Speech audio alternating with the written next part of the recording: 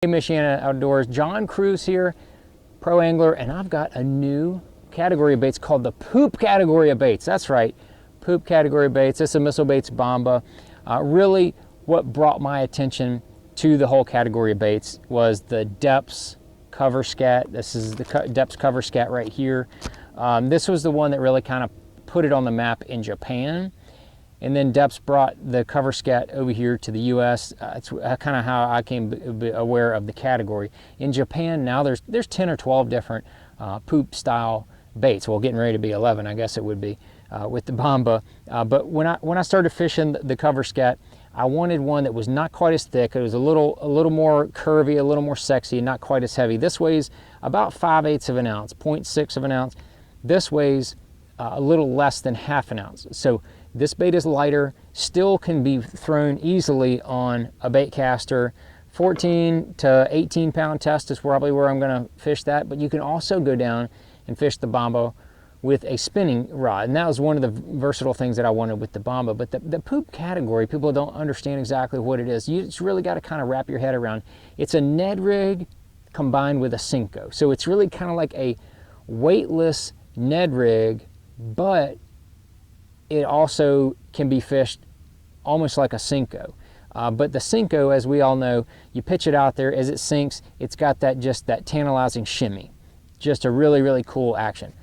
Now the Bomba and some of the other poop baits, you pitch it out there, and when it falls, because it's got this bulbous end and all the weight is towards the backside, it's going to want to drift backwards, and then it'll catch and go kind of forward. So it drifts forwards and backwards like that. And if you pitch it out there, let it sink down to the bottom. If you don't get bit, you lift it back up, and as that bait's lifted up, the back of it, it'll drift backwards and then come forwards and drift backwards.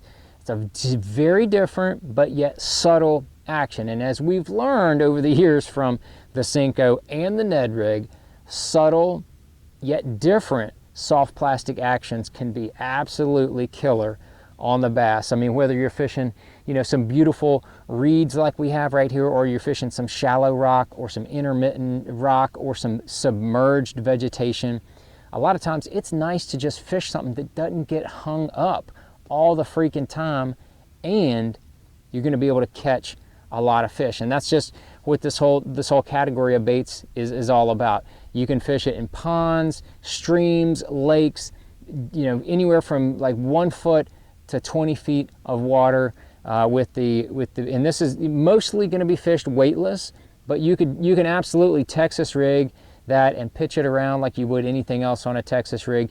You can put a heavier weight and punch it into thicker matted vegetations. Definitely still a versatile bait, but primarily I'm going to be using it in a weightless situation. So one of the things that happens with most all the poop baits is that the baits will rotate and spin when you reel them in, kind of no matter how you rig it.